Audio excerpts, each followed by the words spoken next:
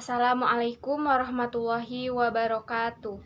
Nama saya Cici Hastuti dari kelas PAI 4A. Di sini saya akan menjawab pertanyaan-pertanyaan mengenai materi yang sudah saya presentasikan, yaitu mengenai sejarah masuknya Islam ke Nusantara dan tradisi Islam di Nusantara. Pertanyaan yang pertama yaitu, apakah saat ini masih relevan jika menggunakan metode yang dilakukan para wali songo dahulu dalam menyebarkan Islam, atau dengan cara menyelipkan ajaran Islam ke dalam budaya yang ada di Nusantara?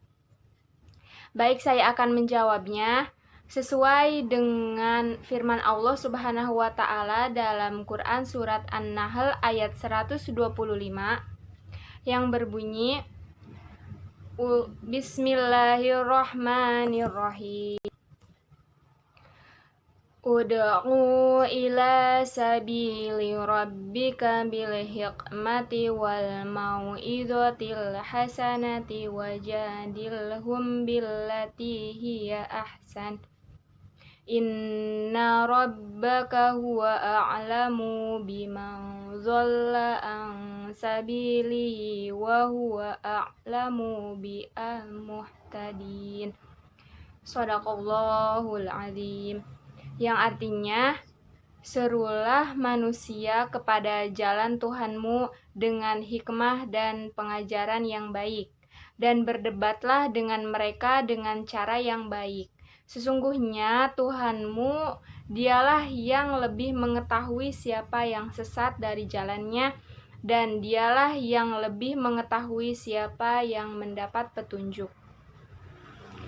Nah, dari ayat tersebut dapat ditarik sebuah kesimpulan, yaitu jika ingin berdakwah atau mengajak kebaikan kepada orang, itu harus dengan cara yang baik. Intinya, bagaimana cara agar dakwah kita itu bisa diterima oleh banyak orang? Caranya mungkin bisa dengan mengikuti arus perkembangan zaman saat ini. Karena metode atau pendekatan yang dilakukan dalam berdakwah tiap zaman itu berbeda. Zaman kita mungkin berbeda dengan zamannya para wali songo atau para ulama terdahulu yang sudah menyebarkan atau berdakwah di masa lalu. Mereka mungkin lebih melakukan pendekatan-pendekatan dengan menggunakan budaya-budaya yang saat itu digemari orang-orang, seperti permainan wayang golek, yang di dalamnya diselipkan hikmah-hikmah dan ajaran Islam, atau seperti dalam upacara sekaten, dalam banyak gending-gending dan masih banyak juga ajaran Islam yang menyelipkan ajaran Islam itu ke dalam bentuk tembang. Karena pada zaman dahulu itu orang zaman dahulu suka dengan lagu-laguan. Nah, metode wali songo itu juga berbeda dengan metode yang dilakukan Rasulullah SAW pada zaman dahulu. Jadi, dalam menyebarkan dakwah Islamnya itu harus bisa mengenal zaman, karena bukan metodenya yang harus sama, tapi prinsipnya yang kita ambil karena kultur zaman dulu dan zaman sekarang itu berbeda. Metode itu tidak bisa dipukul rata, setiap orang itu harus sama. Tetapi kita lihat dulu, orang itu bagaimana, karakternya seperti apa, bagaimana sikapnya, atau kita lihat sasaran dakwah kita itu siapa. Misalnya, jika sasaran dakwah kita adalah kaum milenial yang rata-rata dari mereka adalah pengguna aktif sosial media, maka dari itu kita melakukan pendekatan kepada mereka atau melakukan dakwah kepada mereka dengan memanfaatkan media sosial tersebut. Pertanyaan yang kedua, apa saja faktor-faktor yang menyebabkan bangsa Indonesia mudah didatangi atau mudah dikenal oleh bangsa-bangsa lain yang membuat mereka tertarik berdagang di Indonesia? Nah, sebagaimana yang kita ketahui bahwa Indonesia itu terletak sangat strategis, atau faktor letak geografis Indonesia itu berada di persimpangan jalan raya internasional dari jurusan Timur Tengah, Tiongkok, melalui lautan dan jalan menuju benua Amerika dan Australia. Wilayah laut Indonesia itu menghubungkan jalur perdagangan internasional antara kawasan Asia Timur, Asia Tenggara, Asia Selatan, dan Timur Tengah, sehingga dapat dengan mudah bangsa-bangsa lain itu singgah di Indonesia. Yang kedua yaitu karena faktor kesuburan tanah di Indonesia yang menghasilkan bahan bakar keperluan hidup yang dibutuhkan oleh bangsa lain. Misalnya seperti rempah-rempah. Nah, Indonesia itu sangat terkenal karena tanahnya yang subur dan tumbuhan apa saja itu bisa tumbuh di tandai Indonesia, termasuk rempah-rempah itu sendiri, yang saat itu jadi prioritas utama para pedagang dari bangsa lain, sehingga menimbulkan minat yang tinggi dari para pedagang untuk singgah di Indonesia. Nah, pertanyaan selanjutnya yaitu, dengan jalur apa saja para mubalik yang datang dari Arab itu menyebarkan ajaran Islam di Indonesia? Ada banyak sekali jalur-jalur yang dilakukan oleh para mubalik dalam menyebarkan Islam di Indonesia. Misalnya ada dengan kontak pendidikan dan dengan cara banyak menyebarkan agama Islam yang mendirikan lembaga-lembaga pendidikan Islam, atau banyak para ulama-ulama atau mubalik pada zaman dahulu itu mendirikan sebuah lembaga pendidikan Islam, seperti mendirikan surau, daya, rengkang, masjid, dan pesantren-pesantren, sehingga banyak warga-warga Indonesia yang belajar pendidikan di lembaga pendidikan yang dibuat oleh ulama tersebut. Yang kedua yaitu melalui kontak jual beli. Para penyiar Islam umumnya adalah seorang pedagang perantau yang sangat ramah tamah, ulet bekerja, dan sederhana. Mereka sambil berdagang, sambil juga menyiarkan ajaran Islam. Yang ketiga yaitu melalui kontak perkawinan. Para penyiar Islam banyak yang menikah dengan penduduk pribumi, dan hasil dari perkawinan tersebut lahirlah keturunan-keturunan yang Islami, yang selanjutnya meneruskan agama Islam. Selanjutnya yaitu melalui kontak kepribadian. Para penyiar Islam itu banyak yang melakukan dakwah dengan kepribadian atau dengan uswatun hasanah, dengan berkepribadian yang baik, ramah tamah, dan rajin menolong warga-warga sekitar, sehingga masyarakat sekitar itu menjadi respek dan suka terhadap beliau, yang akhirnya secara tidak langsung mereka itu sedang menyebarkan ajaran Islam, dan akhirnya mereka tertarik mengikuti Islam dan mengucapkan kalimat syahadat. Yang selanjutnya yaitu kontak melalui dakwah bi al-hal. Para penyiar Islam itu tidak hanya menyiarkan Islam secara lisan, tapi juga diikuti dengan pengamalan lahiriah, yaitu seperti kepribadian-kepribadian tadi. Banyak penyiar Islam itu yang melakukan dakwah secara langsung, secara perilaku ditunjukkan dengan perilaku-perilaku yang baik. Selanjutnya yaitu melalui jalur kesenian. Secara islamisasi melalui kesenian seperti wayang golek yang dipelopori oleh Sunan Kalijaga dengan mengambil cerita dari kitab Mahabharata dan Ramayana. Beliau itu tidak meminta upah sedikit pun dalam pertunjukannya, tetapi ia meminta para penonton yang datang untuk membacakan syahadat sebagai tiket masuknya, yang otomatis penonton yang ada itu jadi masuk Islam. Selanjutnya melalui kontak kekuasaan. Para penyiar Islam itu mampu mengislamkan raja-raja pada zaman dahulu yang masih dalam menganut agama Hindu dan Buddha, sehingga apabila rajanya sudah masuk Islam, otomatis rakyatnya pun akan ikut masuk Islam. Mereka itu penyiar Islam mendekati rajanya terlebih dahulu. Selanjutnya kontak supisme. masyarakat Indonesia dari dulu sudah kental dengan tradisi-tradisi mistik atau sufisme. Pertanyaan selanjutnya yaitu sebutkan bentuk-bentuk tradisi Islam yang ada di Nusantara dan penyebaran Islam di Pulau Jawa.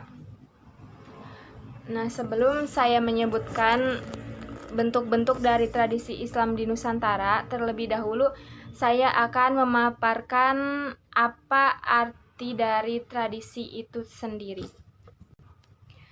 Nah, tradisi adalah suatu kebiasaan atau adat istiadat yang dilakukan secara turun-temurun oleh masyarakat. Sebagaimana diketahui bahwa sebelum Islam datang, masyarakat Nusantara itu sudah mengenal berbagai kepercayaan dan mereka sudah memiliki beragam tradisi lokal. Melalui kehadiran Islam, maka kepercayaan dan tradisi di Nusantara tersebut membaur dan dipengaruhi nilai-nilai Islam. Karenanya muncullah tradisi Islam Nusantara sebagai bentuk dari akulturasi antara ajaran Islam dengan tradisi lokal di Nusantara.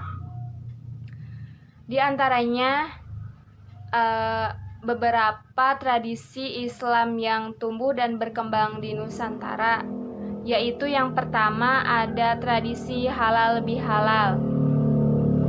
Nah, halal bihalal ini umum dilakukan pada saat setelah Lebaran atau pada bulan Syawal.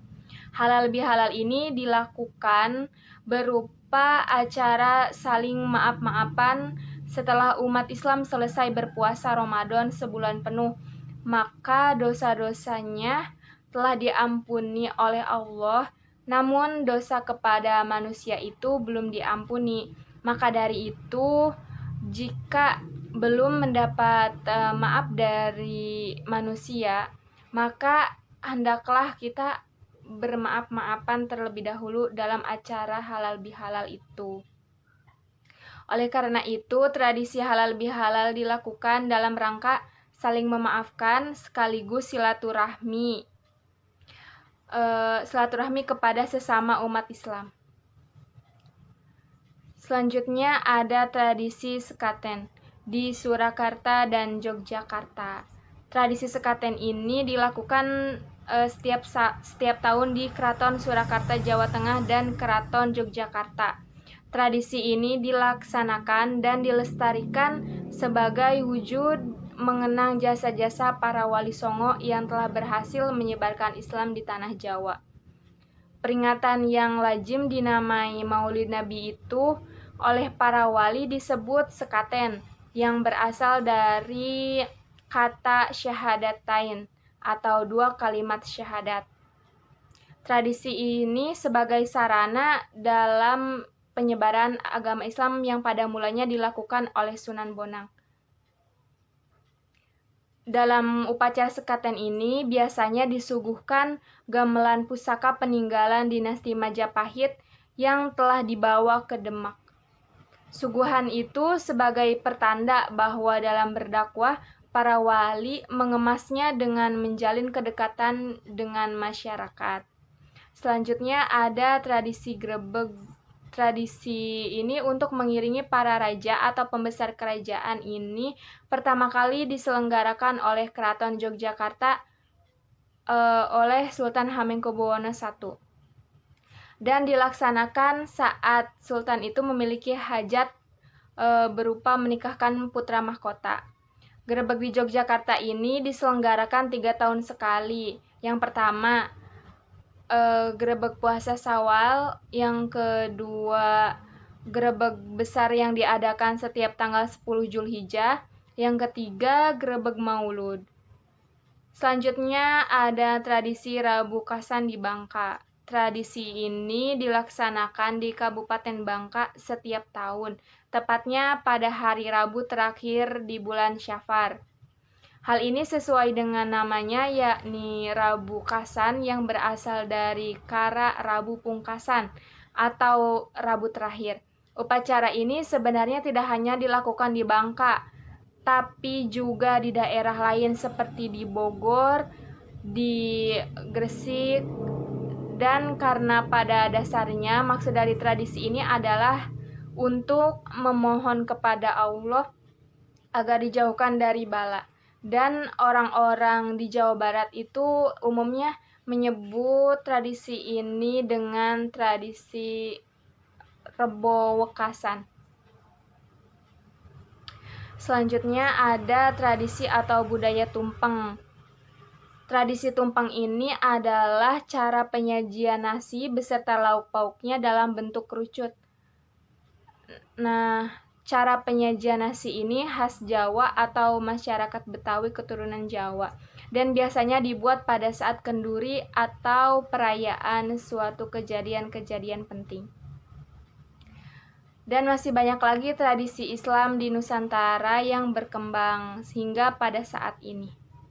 Selanjutnya, mengenai penyebaran Islam di tanah Jawa. Pada abad ke-15, keberadaan agama Islam itu mulai kuat di Pulau Jawa. Kehadirannya sedikit demi sedikit menggerus eksistensi agama Hindu dan Buddha yang telah lama hadir berabad-abad lamanya. Dianggap lebih mudah diikuti ketimbang ajaran-ajaran sebelumnya. Akhirnya, masyarakat itu banyak yang berbondong-bondong mengikrarkan diri sebagai seorang muslim. Walaupun penyebaran Islam di Pulau Jawa itu mungkin lebih terkenalnya dengan Wali Songo, tapi ada beberapa ulama yang sudah terlebih dahulu menyebarkan Islam di Pulau Jawa.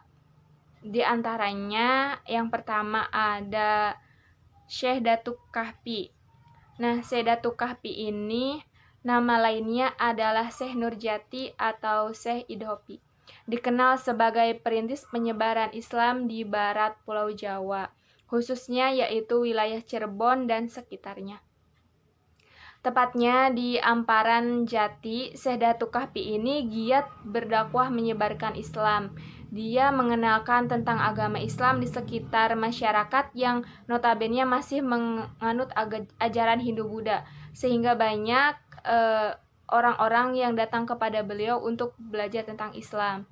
Namun jalan dakwahnya itu tidak selalu mulus. Syekh Datuk Kahfi banyak mendapat tantangan, terutama dari kerajaan Galuh sebagai penguasa Cirebon saat itu. Selanjutnya ada Syekh Maulana Akbar. Ulama lain yang menyebarkan ajaran Islam di Pulau Jawa adalah Syekh Maulana Akbar yang nama lainnya adalah Syekh Bayanullah. Beliau sempat tinggal di Cirebon bersama Syekh Datuk Kahfi, kemudian memutuskan membangun lingkungan dakwah sendiri di Kuningan. Syekh ini mendirikan pondok pesantren di desa Sidapurna Kuningan. Kemudian ada Syekh Jumadil Kubro. Syekh Jumadil Kubro ini dikenal sebagai guru para wali di tanah Jawa. Keturunannya ini banyak yang memangku gelar Wali Songo sebagai para pendakwah Islam di Pulau Jawa. Selanjutnya ada Syekh Kuro. Ulama lain yang memberi pengaruh besar di Pulau Jawa adalah Syekh Kuro. Daerah pertama yang disinggahi beliau adalah Pelabuhan Cirebon di wilayah Kerajaan Galuh Sunda.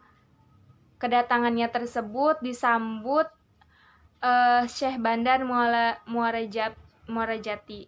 Di sana beliau melanjutkan syiar agamanya. Banyak masyarakat di sekitar pelabuhan yang akhirnya memeluk Islam setelah menerima ajaran Islam yang disampaikan Syekh Kuro.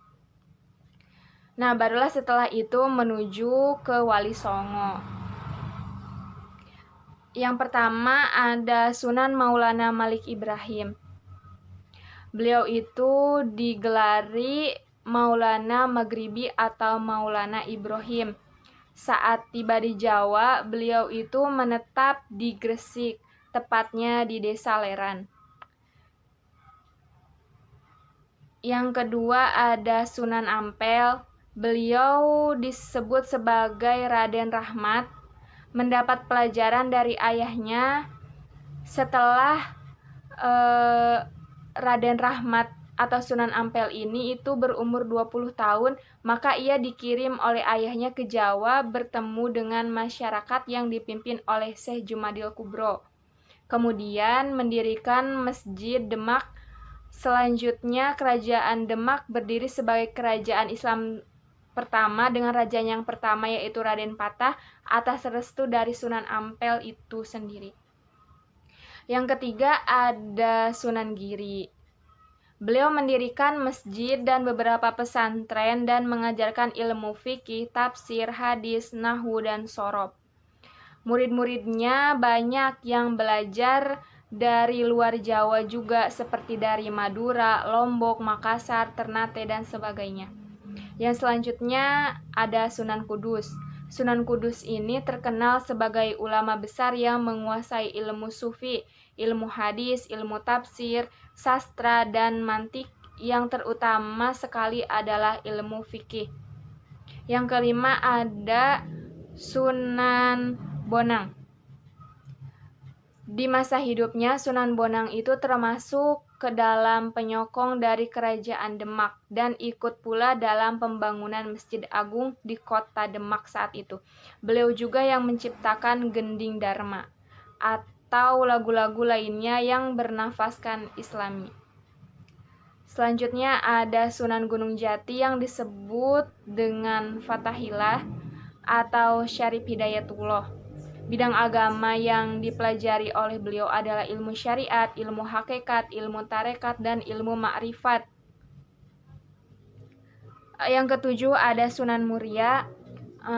Sunan Muria ini adalah seorang ahli sufi atau ahli tasawuf. Sunan Muria mencerminkan seseorang yang menempatkan rasa cinta kepada Allah sepanjang hidupnya dan selalu memuji kebesaran Allah. Beliau mendirikan sebuah pesantren yang terletak di kaki Gunung Muria. Yang ke-8 Sunan Derajat. Beliau adalah waliullah yang bersifat sosial. Beliau suka membantu rakyat, membantu anak-anak yatim piatu, membantu orang sakit, dan membantu fakir miskin. Beliau juga pencipta dari gending pangkur. Yang terakhir ada Sunan Kalijaga. Beliau adalah anak dari Tumenggung Wilwatikta yang hidup dalam lingkungan kerajaan Majapahit dengan seorang raja yang mempunyai kebijakan kejam pada saat itu, tidak berperkemanusiaan. Sunan Kalijaga itu disebut dengan Muhammad Said atau Joko Said. Beliau adalah pencipta wayang kulit dan pengarang buku-buku wayang yang mengandung cerita berjiwa Islam. Sekian saja pemaparan pertanyaan sekaligus jawaban yang dapat saya sampaikan. Kurang lebihnya saya mohon maaf jika ada keterbatasan jawaban yang saya sampaikan. Mohon dimaklumi. Wallahul muwaffiq ila aqwamit thoriq. Wassalamualaikum warahmatullahi wabarakatuh.